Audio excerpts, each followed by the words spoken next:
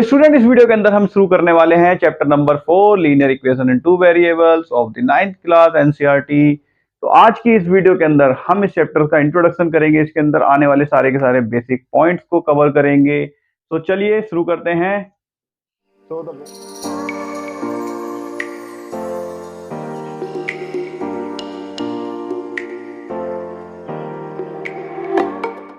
तो the very first term is linear equation in two variable. ठीक है, chapter का नाम जो है सबसे पहले तो वो समझ लो, लीनियर इक्वेशन क्या है।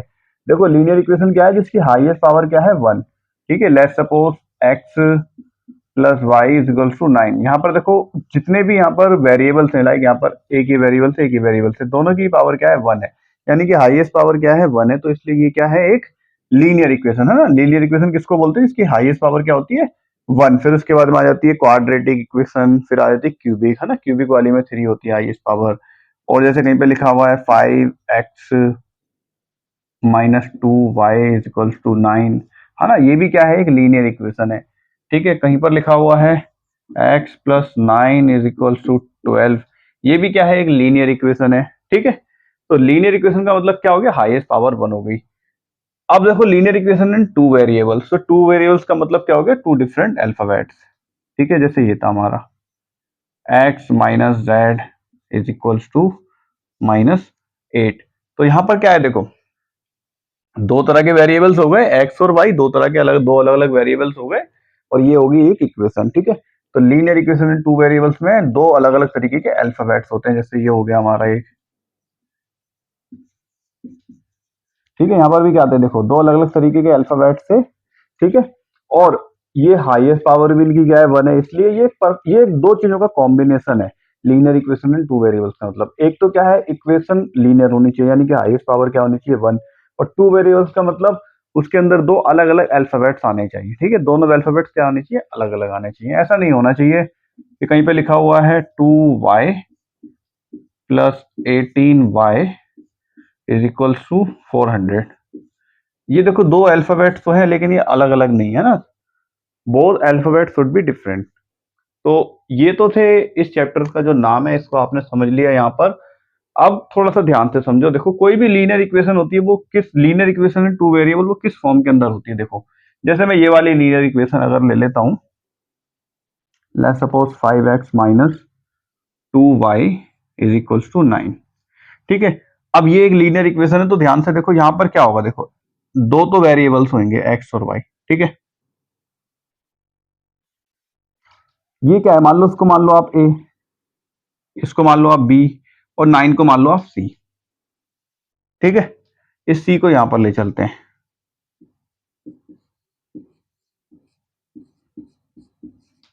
ये बन जाएगा। तो देखो कोई भी लीनियर इक्वेशन होती है तो वो इसी रूप के अंदर लिखी हुई होती है। ठीक है, कोई भी लीनियर इक्वेशन किस रूप के अंदर होती है, इस रूप के अंदर होती है। ठीक है, हाँ ये हो सकता है कि यहाँ पे सी की वैल्यू नेगेटिव है, कहीं पर सी की वैल्यू पॉजिटिव हो, बी की वैल्यू यहाँ पर नेगेटिव है, कहीं पर पॉजिटिव हो, लेकिन इसी रूप के अंदर होती है। ठीक है, हमेशा। और यहाँ पर ए, बी और सी क्या होते हैं, सम रियल नंबर्स। ठीक है, रियल नंबर में कुछ भी आ सकते हैं, सारे के सारे नंबर, चाहे वो अंडर रूट में हो, चाहे वो पॉइंट में हो। ठीक है, सारे के सारे रियल नंबर्स होते हैं, यानी कि रैशनल और इरेशनल। तो कोई भी लीनियर इक्वेशन इसी फॉर्मेट के अंदर हमें दी जाती है। यहाँ पर मैं आपको एक चीज और बताना चाहूंगा, A and B can not be zero together and same linear equation।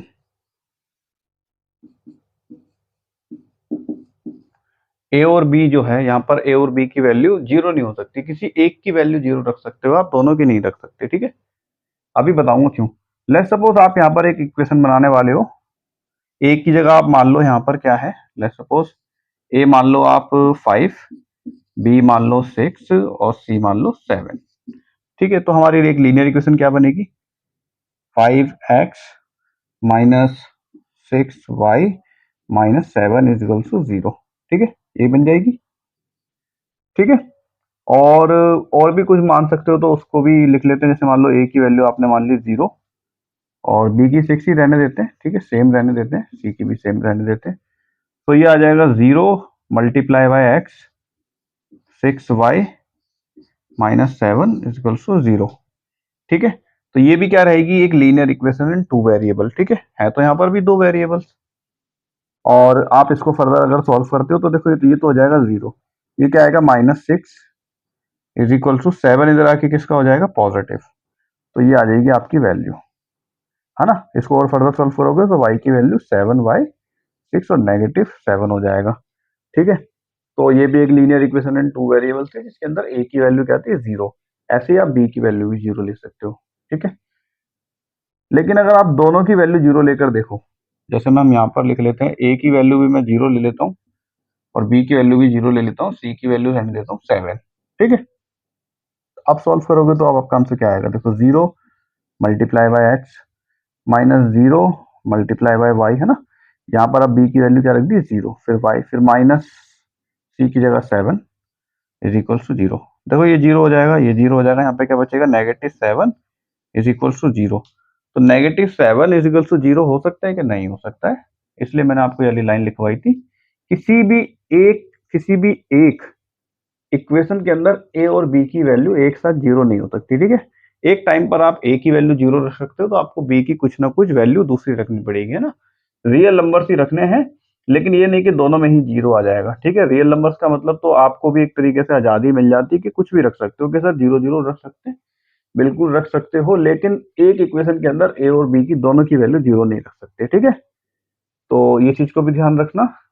और दूसरी चीज और ध्यान से देखो, linear equation in two variables है ये। कहीं भी अगर कोई भी linear equation in one variable है, लेट्स सपोज कोई एक लीनियर इक्वेशन है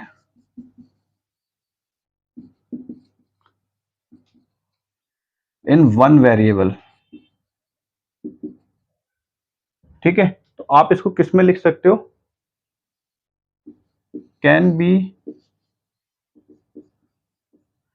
written as a linear equation in two variable. ठीक है, शॉर्ट फॉर्म में लिख दिया linear equation in two variable. तो कोई भी एक linear equation in one variable है उसको आप टू वेरिएबल में लिख सकते हो। जैसे मान लो कहीं पे लिखा हुआ है 2x प्लस 7, ठीक है, इज इक्वल्स टू 0। ये एक linear equation in one variable है ना, सिंपल, यहाँ पर केवल x है। तो आप इसको कैसे लिख सकते हो टू वेरिएबल्स के अंदर, देखो 2x प्लस या minus 0 multiply by y plus 7 is equals to 0। तो देखो यहाँ पर ये टू वेरिएबल्स आ गए ना, x और y टू वेरिएबल्स आ गए, है ना। हालांकि इसको यहाँ पर हम वैल्यू जब यहाँ पे कुछ रखेंगे, इसको जब हम सॉल्व करेंगे तो ये 0 ही आना, लेकिन हम इसको कन्वर्ट कर सकते हैं फॉर अ व्हाइल, है ना, कुछ देर के लिए हम इसको कन्वर्ट कर सकते हैं linear equation in two variables के अंदर। ठीक है, एक और चीज समझो, जैसे मान लो linear equation in two variable है कोई भी, 2y plus 2 is equals to 0 है, लेट्स सपोज।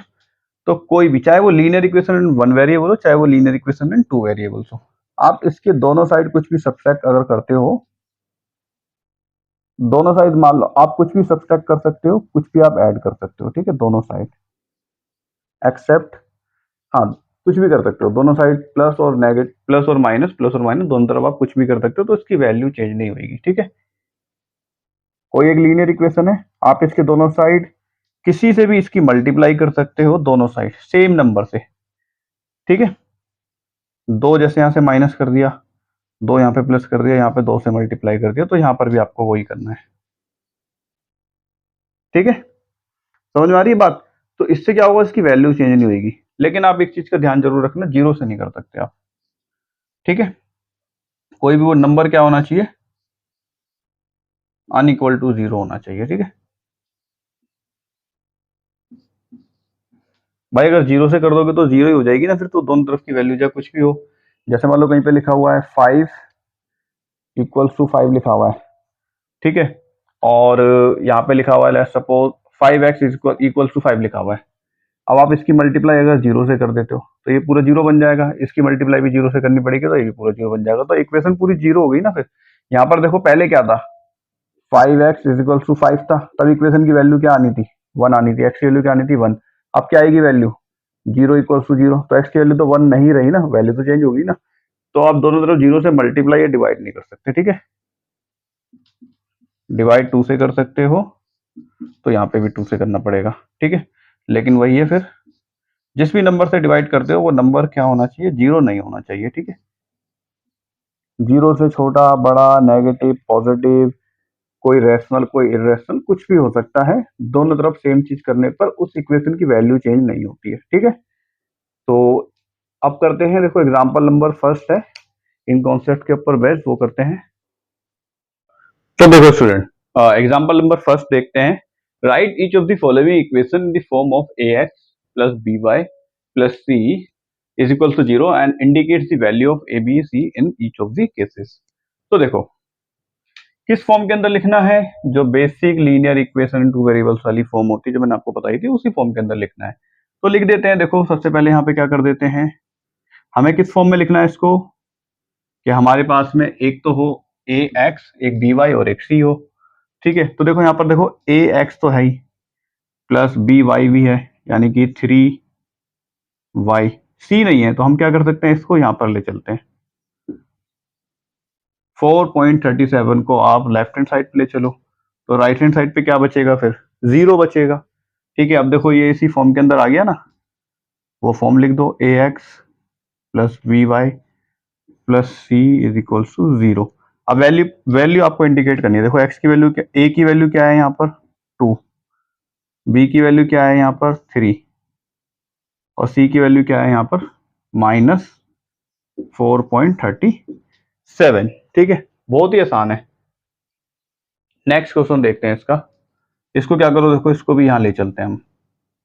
x ये इधर आके हो जाएगा -√3y, -4 यहाँ पे ऑलरेडी था, यहाँ पे बचेगा फिर 0, ठीक है। अब ये जो लीनियर इक्वेशन टू वेरिएबल है वो इक्वेशन लिख दो यहाँ पर,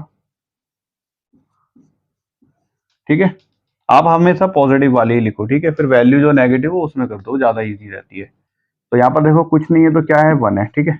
तो a की वैल्यू क्या आ गई यहाँ से 1, b की वैल्यू कितनी आ गई यहाँ से, देखो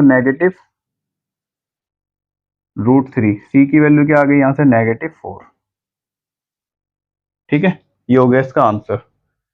और थर्ड वाला पार्ट देख लेते हैं। यहाँ पर क्या कर सकते हैं हम, देखो इस फोर्थ को यहाँ पे ले आओ, ठीक है, या फिर इस इक्वेशन को वहां पे ले चलो। तो ये हो जाएगा -5, ये हो जाएगा +3y और ये ऑलरेडी यहाँ पे +4 है, यहाँ पे क्या बचेगा फिर 0, ठीक है। ये दोनों टर्म्स राइट हैंड साइड से आ गई लेफ्ट हैंड साइड पे, तो हमारी राइट हैंड साइड जो है वो खाली हो गई, यानी कि यहाँ बचेगा 0। अब लिख दो linear equation in two variable जो होती है, a की वैल्यू क्या आ जाएगी, देखो -5, as it is b would be 3 and c will be 4, ठीक है। ये निकल गया आपका आंसर। इसको देखते हैं ये कैसे हो सकता है। देखो सबसे पहले तो आप y को यहाँ पर ले आओ, पहला काम तो ये है, यहाँ बचेगा 0।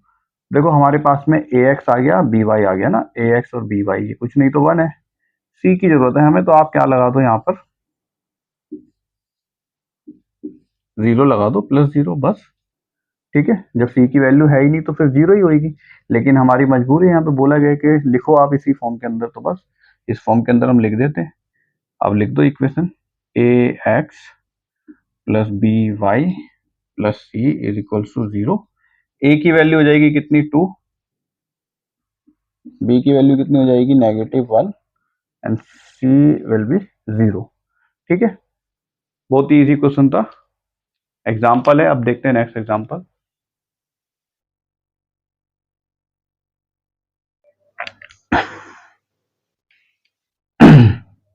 देखो सो स्टूडेंट,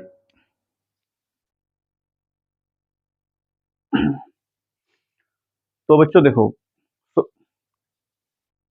स्टूडेंट देखो एग्जांपल नंबर सेकंड में क्या है, write each of the following as an equation in two variables, ठीक।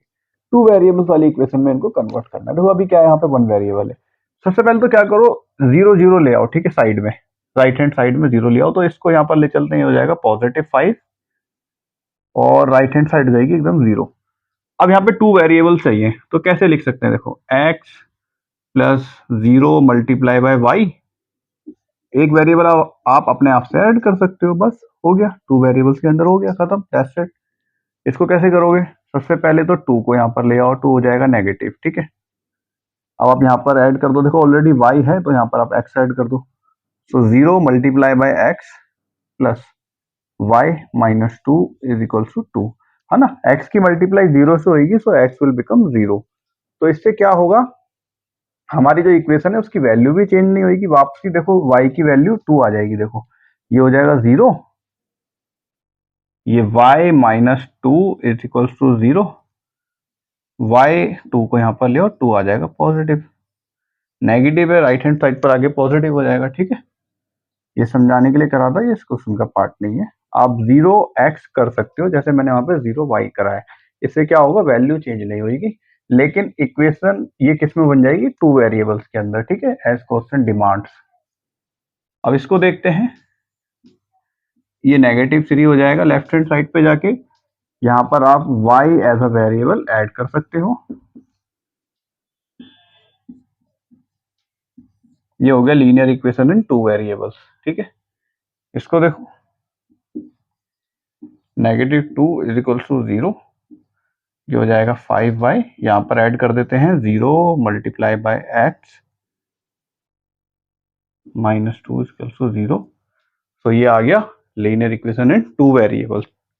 सो स्टूडेंट, ये था इसका इंट्रोडक्शन। देखो इसके इंट्रोडक्शन के अंदर बहुत ज्यादा बेसिक कॉन्सेप्ट नहीं है, थोड़े बहुत कॉन्सेप्ट्स हैं वो मैंने आपको बता दिए हैं, और उसके हार्डली 2 एग्जांपल्स थे छोटे छोटे से, वो हमने कर लिए हैं।